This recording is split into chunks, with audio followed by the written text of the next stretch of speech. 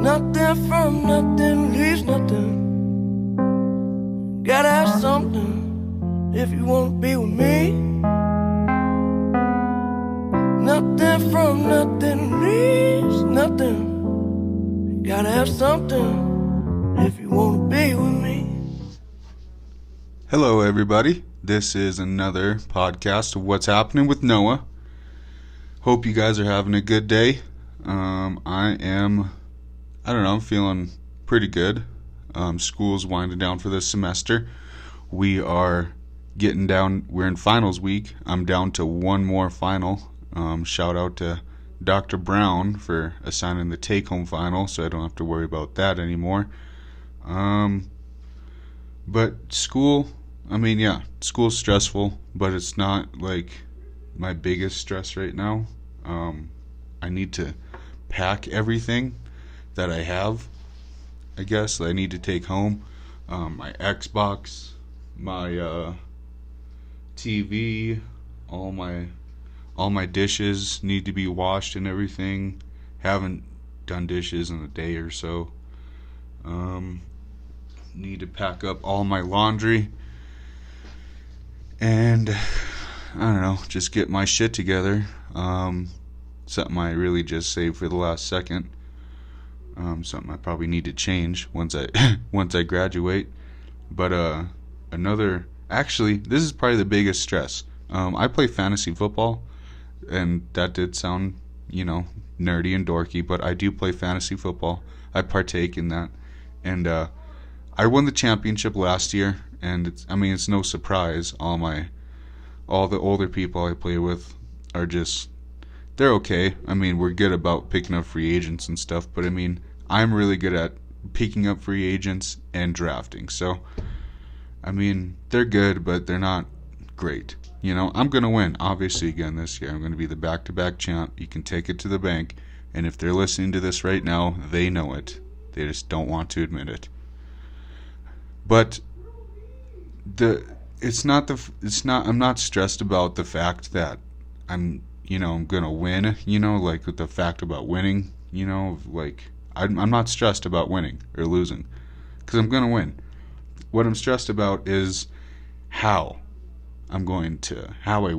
And when fucking LeSean McCoy, who has been honestly had the biggest roller coaster ride out of anybody's career, if he would have stayed in Philadelphia, he probably would be the best back today, comparable or better to Le'Veon Bell. But he's with the Bills for some reason, and he just sucks now. But he's had an up and down season. He's been getting like 8-9 points a game. He went off one game for 24, and I'm like, I'm gonna start him. He's been getting a lot of carries. He's been getting 20+ carries. I watched this Matthew Berry thing, this fantasy expert guy, and he said start him, if you have him. So I was like, fuck yeah, I'm going to start LeSean McCoy. This dude doesn't even make it through the first quarter. He fucking pulls like the biggest puss-ass move ever. He has 2 carries for 1 yard. 1 yard. 0.1 points in fantasy. Because they didn't win, we get 4 extra points if they win. Didn't win because the Bills are atrocious. And I'm still winning by 30+ points in that matchup, and it's the playoffs, so I'm pretty much headed to the championship if I can just have another week like I did last week, But it is so frustrating to have a guy like LeSean McCoy on your team, and he's like the biggest bust of the season. I'm convinced if LeSean McCoy didn't play for the Bills, he pretty much played for anybody else with the exception of like San Francisco and Arizona, he would be a top 10 back. And I'm so pissed about it. I'm so mad. And I guess the other thing I was stressing about last week, fantasy football wise, is my defense, because I got the Bears. I got the Bears. The Bears defense, the best defense in the league, fantasy wise. They play against the Rams. The Rams kill it. They're killing it on offense this year. I'm like, that's not a good matchup. They still end up with, I think, 20 some points, 20 points at least. So, and I didn't start them. Here's who I started instead. The Lions. The Lions defense did have a good week. But I also picked up the Giants defense because they're playing against Mark Sanchez. And we all know how bad Mark Sanchez is. So, what I was stressing about was whether I should start the Lions defense, which they had 18 points, but the freaking Giants defense ended up having 25. And I guess that's just like the price of being good. I guess just not knowing who to start. I don't know. You know, like I'm not concerned about winning. It's how I win. That's my main concern. My biggest stress right now is fantasy fucking football. But the intro song was "Nothing from Nothing" by Mac Miller. I actually want to talk a little bit about Mac Miller. I believe he received his first nomination. Let me just check real quick. As some of you know, he passed away recently, a couple months ago. And personally, for Mac Miller, I didn't start listening to him until I got into college, about my sophomore year, like right at the beginning of my sophomore year, with Good AM. And it was just a point in my life where like I was starting to think really critically about myself and about like how I treated other people and like how people treated me, and just realizing like the realities of just human nature, and I guess like how people treat each other. And for some reason, when I listened to his music, I was able to feel the emotion he was trying to portray, whether it be with his old music, with one of his first albums, Kids, kicking incredibly dope shit, most dope. Love that. I mean, it's just fun, and you can just tell that he was just having fun. And then you go to Good AM, and you know, it's just like a sense of like revival and like rebirth, and he's like waking up, and he's like feeling all these things, and I don't know, I really like that one. And then you go to like watching movies in the dark, and that one was sad, and he was just, you could feel the darkness with that music. And then you get to his most recent albums like The Divine Feminine and Swimming, which is the one nominated. I believe, I don't know if it's for like an Oscar or something like that, but yeah. And he sorry about this. I'm trying to read what sort of nomination he got. Okay, so it's a Grammy. He got nominated for his first Grammy ever for Best Rap Album of the Year, which was Swimming, his most recent one. Getting back to those couple albums, The Divine Feminine and Swimming, you could really feel like, I guess, the sensitivity involved with the music and the artistry.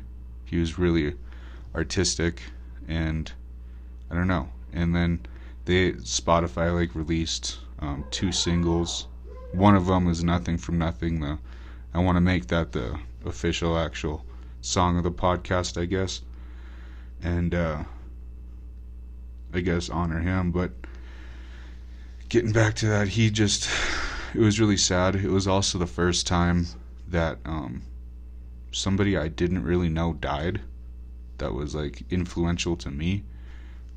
You know, like Michael Jackson died, and it's probably the same feeling a lot of people got with him.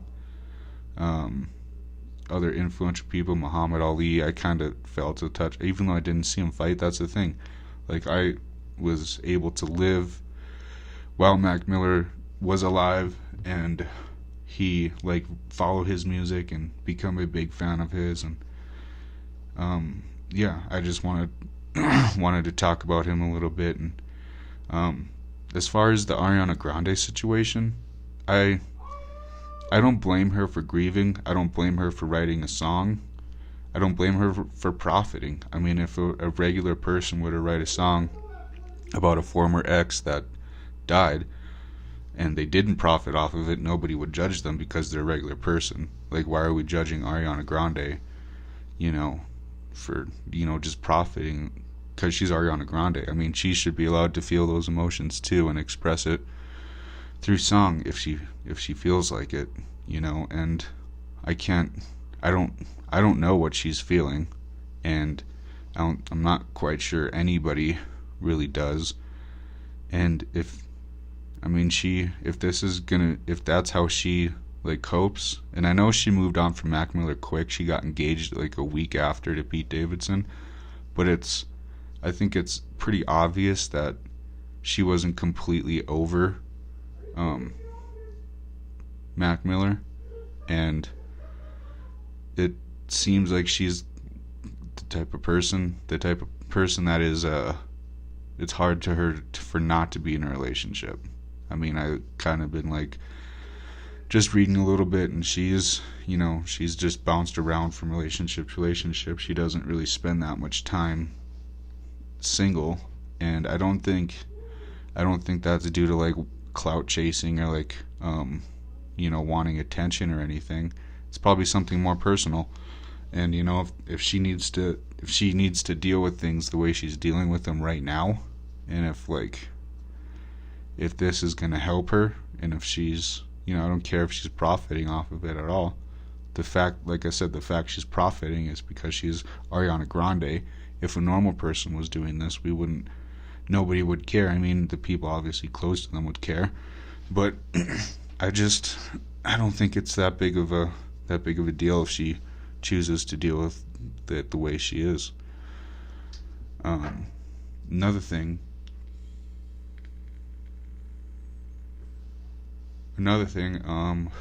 we in class we were talking about poop, talking about literal shit, and I just brought up, like, right before class started. I usually get there about 10 minutes early.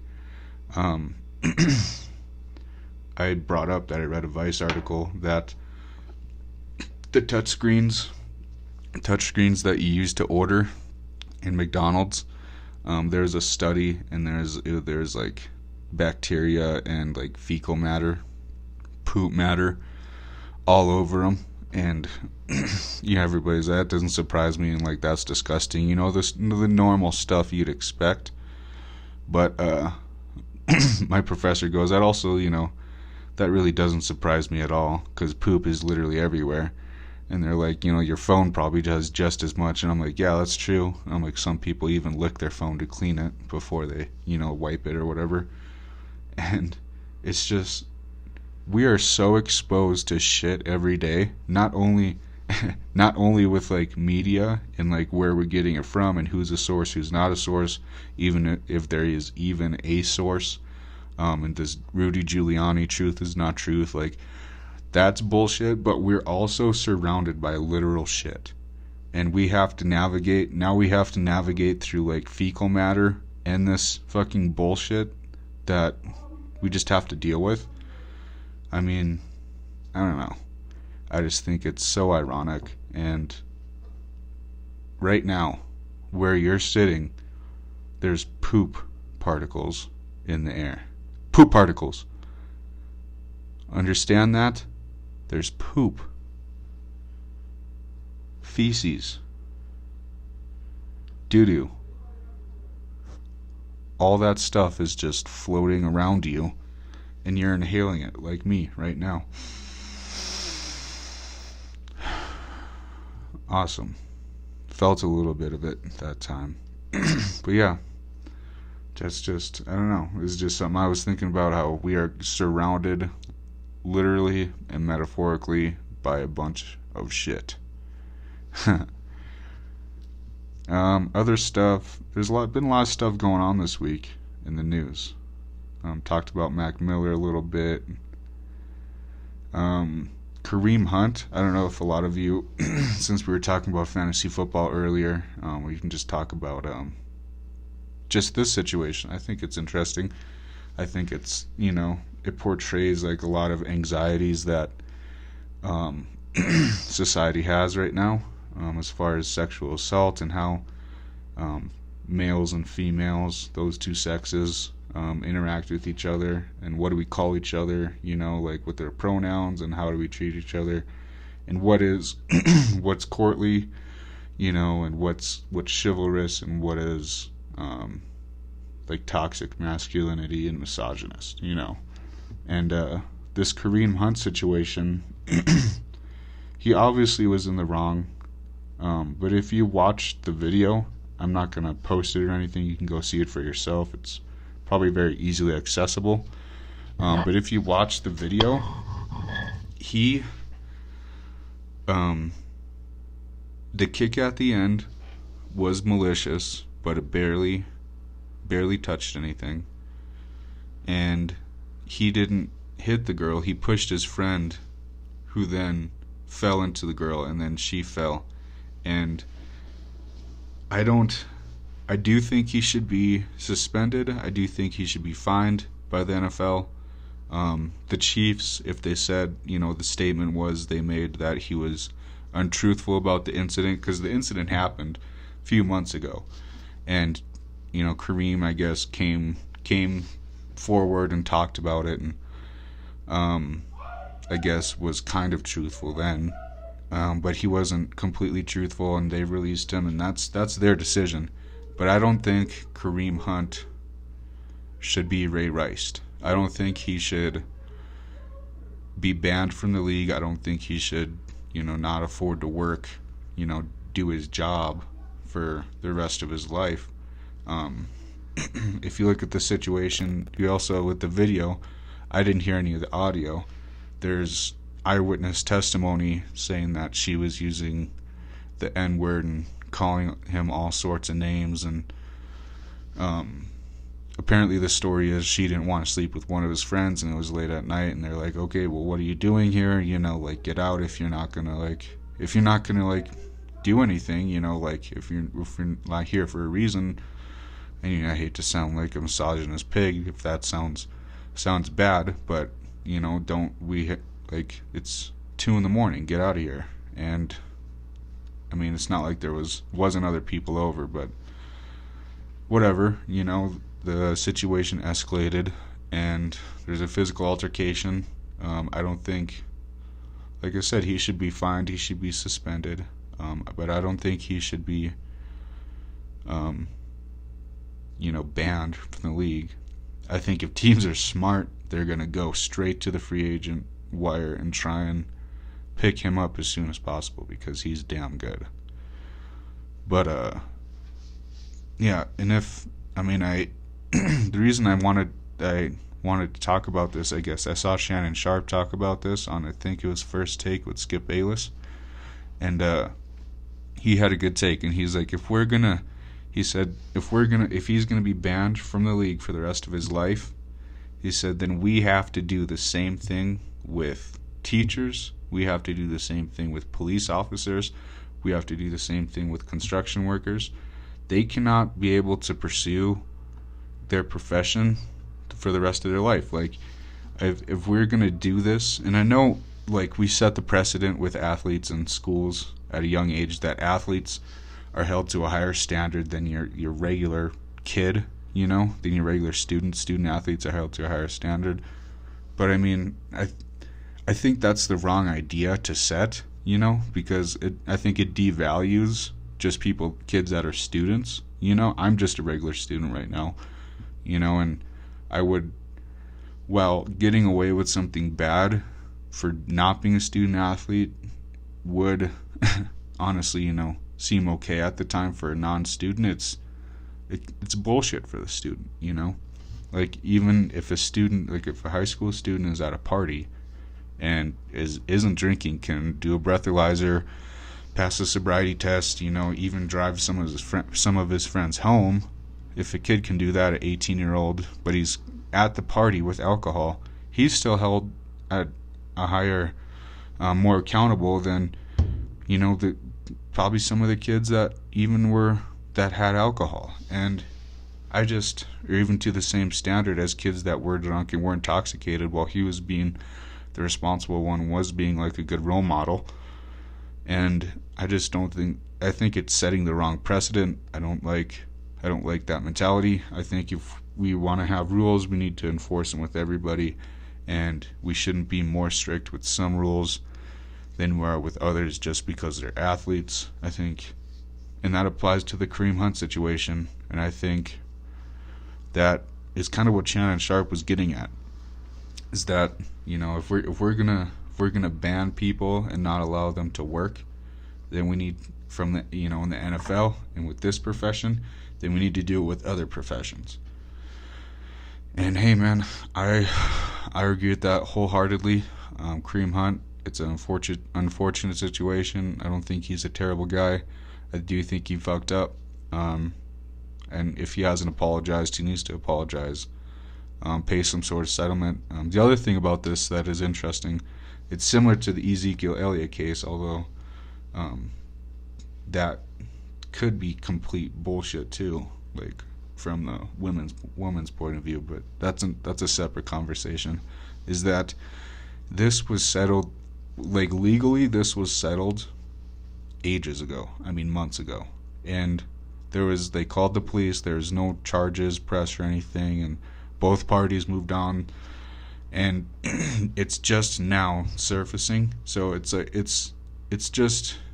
interesting because the Chiefs are in the playoffs, and Kareem Hunt is a damn good player and is a huge part of that offense. And I think the Chiefs, if they lose in the playoffs, I think it's because they won't be able to run the ball because they don't have Kareem Hunt. And it's just unfortunate. I think we saw the results of that against the Ravens. That was a great game, but Patrick Mahomes had to play out of his mind because the Chiefs they didn't have a ground game going at all. But anyways, moving on from that, I just thought that's an interesting situation, just like, every other, I guess, domestic violence or assault case. It wasn't even sexual assault, that was the thing. It was just assault, and it wasn't charged to him. There was nothing charged to him. It was just these interactions with men and women are very interesting nowadays. Like, I find, and this isn't all men, obviously, but I find that a lot of guys don't know how to act around girls, especially the types that are like really outwardly feminist, because it's hard to judge where your place is as a guy who's been raised, because we've been partaking in the system too. And I guess I wanted to talk about this a little bit too, is toxic masculinity is a real thing. It's very interesting, and it's not for every guy, but for men, especially boys growing up that are curious about other things, not even necessarily sexuality, but just curious about, education. I think education has been highly feminized. Most grade school teachers are female, are women. Reading, educational exercises like reading, I think, are feminized at a very early age. And like, if you're a boy questioning things and wanting to read, and I guess wanting to feel emotions that are tied to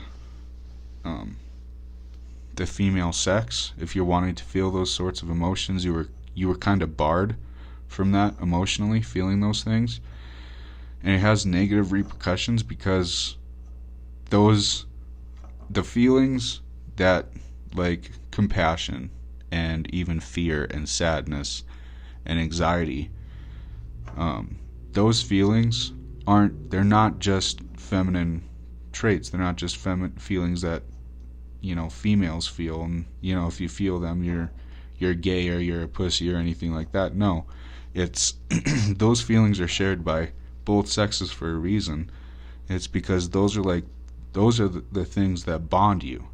And I mean, there's so many times that people bond over a negative situation by getting through it together, or they have the same anxiety, they have the same fear, the same addiction, and they bond and they become closer, and then that helps. And I think that, I don't know, it largely has to do with that. And I just don't think, I think that if there's any guys out here, because this is something I've struggled with too, is expressing yourself in a way that's appropriate, but it still accurately describes how you're feeling. It's hard for a lot of guys to do that. I mean, I hear a lot of dudes like stutter through sentences, even like higher up dudes, like even athletes. A lot of times, and even if they're not talking about sports, it's hard to express yourself nowadays in an accurate way that won't offend somebody else. But I mean, part of that is just not giving a shit about other people, how other people feel, and expressing yourself in an honest way. And I think that authenticity is a huge thing. Like, guys are also with this toxic masculinity, they're also kind of conditioned to not be authentic and like act in this masculine sort of way. And I just don't think that's good. Like, a lot of relaxing techniques that are considered feminine, I fucking love, dude. Getting your eyebrows pluck my eyebrows. Feels so good afterwards. I mean, dude, put that shit on my face, come give me a massage, all that shit, you know. And I mean, I will take a lady's relaxing day off over a men's relaxing day off 24/7, all day, every day. But and you know, like, you shouldn't be afraid to feel that way as a guy.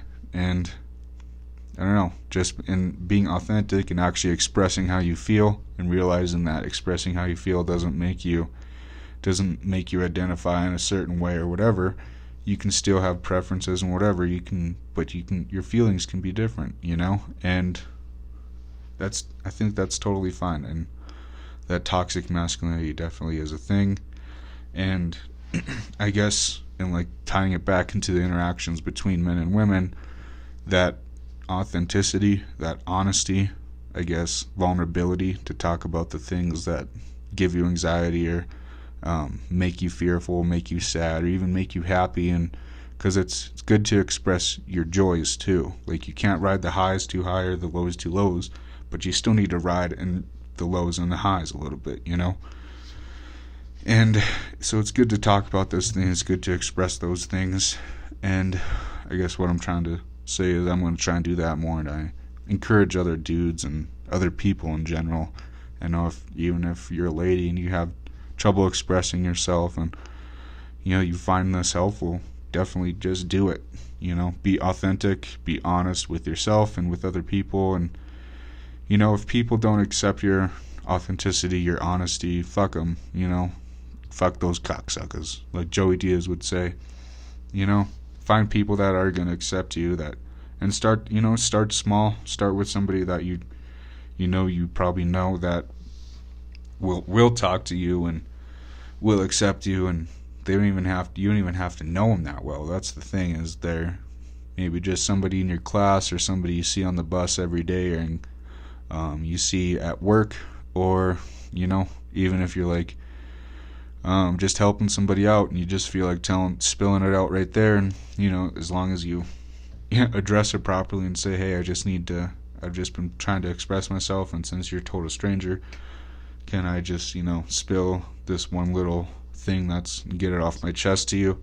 I mean, I've done that. I'm an Uber driver. I've done that with some people, and even just bringing it up and talking casually about it like that it's really refreshing. One, it's a cool way to meet people.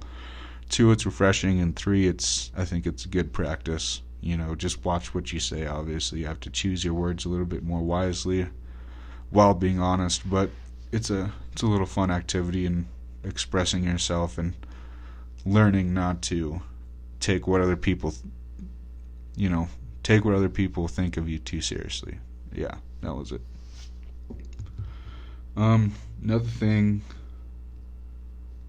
I guess I would like to talk about is I guess this is news from today. I was looking on Twitter, and North and South Korea dismantled their borders, and this is pretty cool.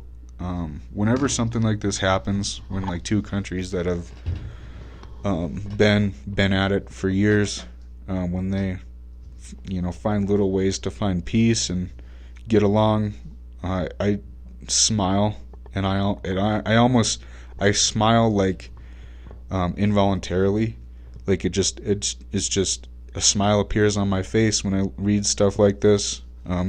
Both groups had 11 soldiers, I believe, and they crossed the border on each side, inspecting, making sure that any like fences or anything were dismantled, and it brought a smile to my face. Something similar happened where the president of, I think it was President Moon or whatever, of South Korea met with Kim Jong-un at the border. They held hands, walked across each other's borders, talked for a little bit. I don't speak Korean. I don't know what they're saying. But, it brings a smile to my face to see progress being made like this. And I hope, it's just my hope that this progress is going to lead to more progress. It's not going to be forgotten with one big conflict. Or it's not going to be people are going to be, overlooking this fact, just because of some tweet or some action taken by either side. And I hope that, more progress comes out of that situation. I think it's cool. If Donald Trump had something to do with it, more power to him.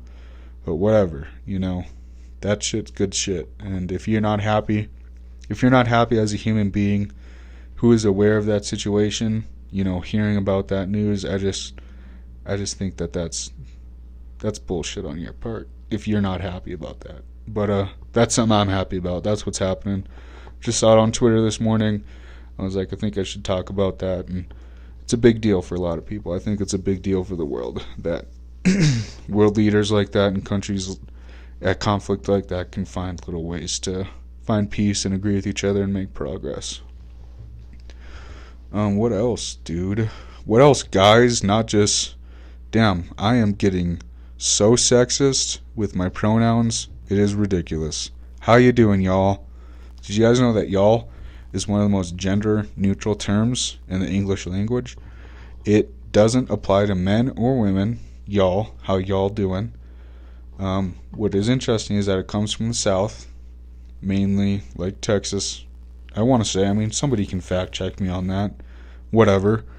And I'll be honest, most of the bigotry and racism and I guess transphobia and anti-gay propaganda and mentality, that pretty much comes a lot from the South. And I just think it's interesting that a term that is really derivative from the South in America is one of the most gender neutral, one of the most progressive terms. So, alright, y'all, what else are we going to talk about? What is happening? Actually, something else I've been thinking about a lot, actually quite a bit, is morality. And I listen to a lot of Sam Harris and like Christopher Hitchens. I just listen to like their discussions. Sam Harris's with Jordan Peterson, and then Christopher Hitchens, he did so many different debates with Dinesh D'Souza and John Lennox and all these different rabbis and priests and different theologians and Christian apologists. They're very fascinating discussions and debates. I encourage anybody, whether you're religious or atheist or somewhere caught in the middle, just go check those out. Really interesting.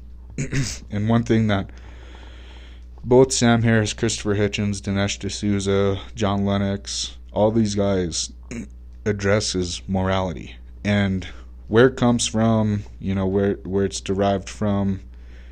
Is it relative to just people, or is it universal? Should we have one? Is there correct morality? All this stuff is stuff they talk about because it's critical to the discussion of religion versus atheism. And it's crazy because from what I grasp is that religion and morality, while religion at times is really good at implanting a morality in people, and a good one, a one that can be used throughout an entire person's life, a belief system, a morality system that will guide them to death. And more than likely they'll live, a good life, not harming anybody or trying not to harm anybody. But having said that, I don't think morality is derived from religion at all. I don't. Here's why. And this is a question Christopher Hitchens is dead now, and it sucks because I really think it would be interesting to hear his opinion on what's going on politically and ethically and morally in this landscape. But he poses a question all the time in these debates: is name a moral or ethical action that a believer can take that a non-believer cannot take. And one person said tithing, and tithing is, in no way, tithing is donating to the church, donating 10%. In Catholicism, I think it's like written in the Bible or mandatory somewhere that they need to donate 10% of their income to the church, which it's not moral. That's not a moral, ethical action, having to pay for, faith and belief and, God's and the church's favor. You shouldn't have to pay for that if you're going to be a faith-based organization preaching love and compassion and acceptance, forgiveness, and tolerance. I think you shouldn't have to make people pay for that. That's the other thing. So I don't think tithing is a moral action. I haven't been able to think of a moral action that, a person who practices a faith, practices religion, that I can take when I don't practice anything. And it's interesting because he also poses the question, name a morally reprehensible action committed by a non-believer that an atheist could do as well. And the list can go on and on, from the Catholic Church, molesting and sexually abusing young children, to the crusades that still are pretty much happening today, to the conflict in Syria, to the terrorist bombings in Islam. Christopher Hitchens likes to get super extreme with it, with circumcision and genital mutilation and all that good stuff. But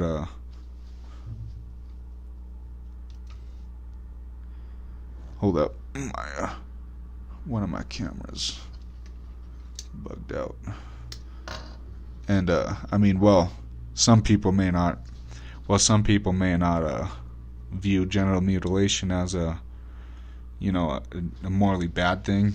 There's cases for it being healthy and everything like that and whatever.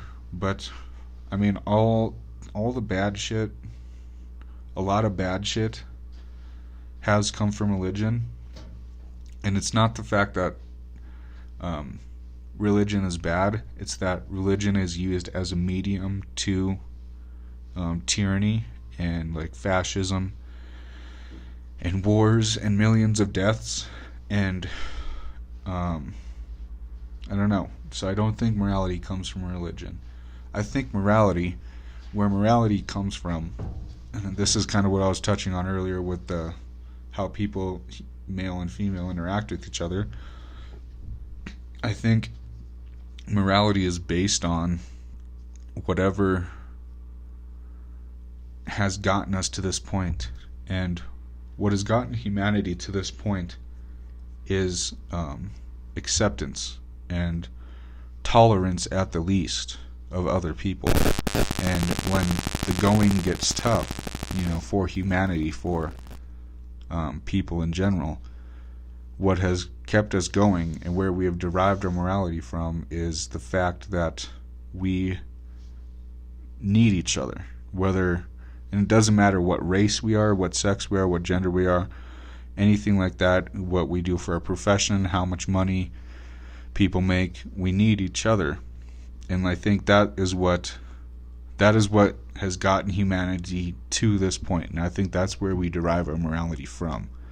And we know that it's not good to kill each other for no apparent reason. Like, it's not good to murder each other, you know. And am I against the death sentence, though? No. I think in some circumstances, in some very few circumstances, like in the case of the death penalty, the electric chair, lethal injection, I think it's okay. But that's not to say that, you know, it's okay to just go and kill somebody cold-blooded, you know, go murder them. So, and I think, and that's a right and wrong right there. That's morality. That's an ethical question, a moral question that we ask ourselves even today. Is it okay to sentence someone to death, even if they've done the most heinous and horrific crime that anybody could imagine? Is it still okay to sentence them to death? And I think so. And I think, you know, most people's morality would guide them to that too. And I think that's the way we base our morality is, you know, we need to hold people accountable. We need to get rid of the monsters that we can in this world, and the monsters that we know that are monsters. The monsters that have done truly monstrous things. If we can, we should be able to get rid of those people. And well, then you get down to what is monstrous, and that, I guess that's where you can really question morality, and where religion plays a part in that. And I mean, in Islam, the Quran says kill any infidels, and an infidel is a person that doesn't practice or believe in Islamic faith, doesn't believe in the Prophet Muhammad. And just either today or yesterday, there's another shooting in France where 3 were left dead and 13 or so injured. And the guy, and you know, you never know with eyewitness testimony, you know, how accurate that is, especially in that tense and crazy of a situation. You know, your mind's racing, you don't know what to do, and all you're really trying to do is survive, and you don't know whether you should fight, flight, or freeze, or anything like that. And but there's eyewitness testimony that the shooter that just committed this latest shooting in France, that he shouted Allahu Akbar, and it's like that sort of morality where it's good to kill people that don't believe in the same religion, like you're promised 72 virgins, you know, when you kill somebody that doesn't believe in the same faith as you. If you practice Islam, that's the case. And see, like, that's not a good morality that's pretty much breeded from religion, one religion right there. And I mean, Christianity has its plights too, you know. I mean, in Job, is it really a morally good thing to keep worshiping God even though he keeps taking everything away from you just because he's trying to prove a point to the devil? I mean, that's the story of Job. I mean, he's one of God's most faithful followers, and God, you know, proves a point to the devil that Job will literally do anything and follow me and believe in me and praise me, even if I take all that I've given him away. And it's like, even Job's friends are like, are you out of your mind? Is this like a morally good way of living your life? And is it, at the end, Job is returned everything, I think, like by 2 times. And you have to look at that and be, is that morally okay? You know, like, is it okay to kill somebody's baby but then return them too? Like, is that gonna get rid of the animosity, or is that, I don't know. You know, I just, like, you can't, there's morally reprehensible things both from the Bible and the Quran, from every religion. And so what is monstrous? What is bad? What is good and what is bad? Well, we talked about what is good, you know, is what has gotten us to this point. Staying together, no matter what color we are, who we are, bonding and coming to a compromise among all of us about what is going to get us further. That is what's good.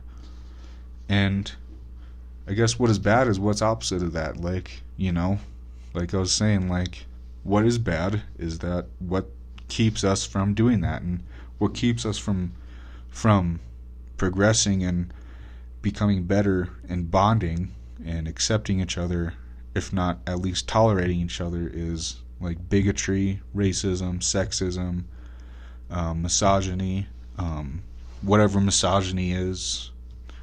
Does anybody know the word that, like, the opposite of misogyny? When women treat men like shit, I'm gonna look at opposite of misogynist. Okay. Opposite of misogynist.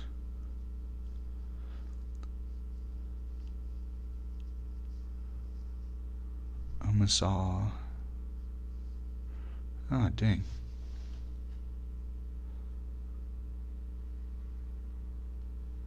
Dang, Google sucks. Okay, misandry. Okay, here we go.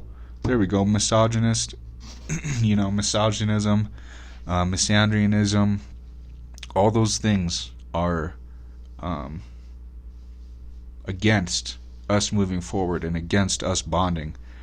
And I guess, we all consider, sexism, hatred, racism, all those things bad. And so I guess that's like a good way of starting off, thinking about morality and everything like that. And I guess this kind of ties into, morality a little bit. Not really, but the thing that I want to talk about today, something that's poetic, is growth.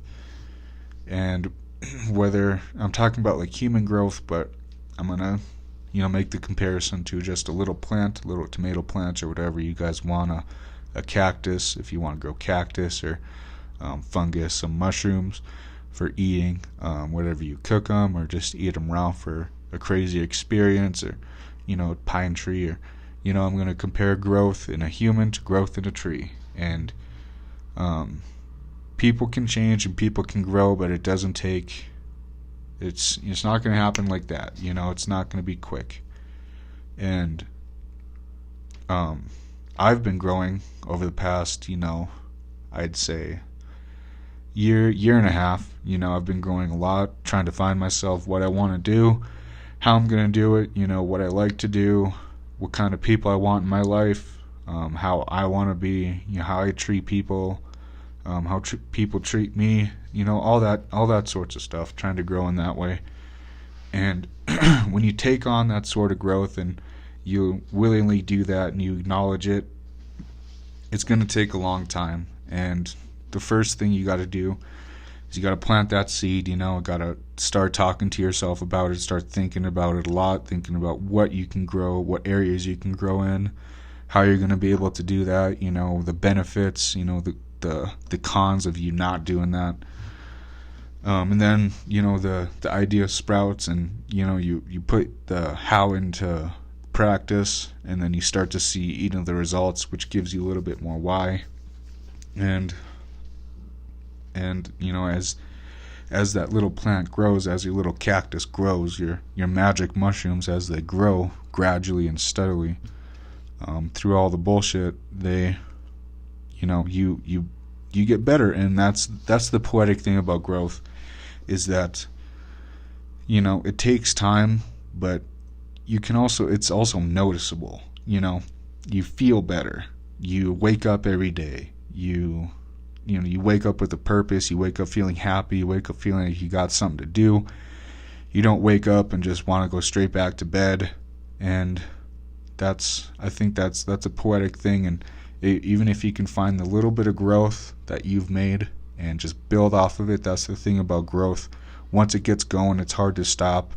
Once a tree is as tall as any other tree, it's indistinguishable, and it's just going to keep growing. It's going to keep building on itself the more rings you have.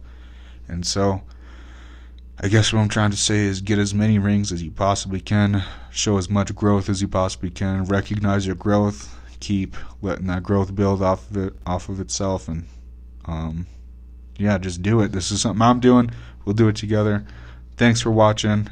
This has been another episode of the What's Happening podcast. You can follow me on social media, on Instagram at thickboynoah, ThickBoinoah.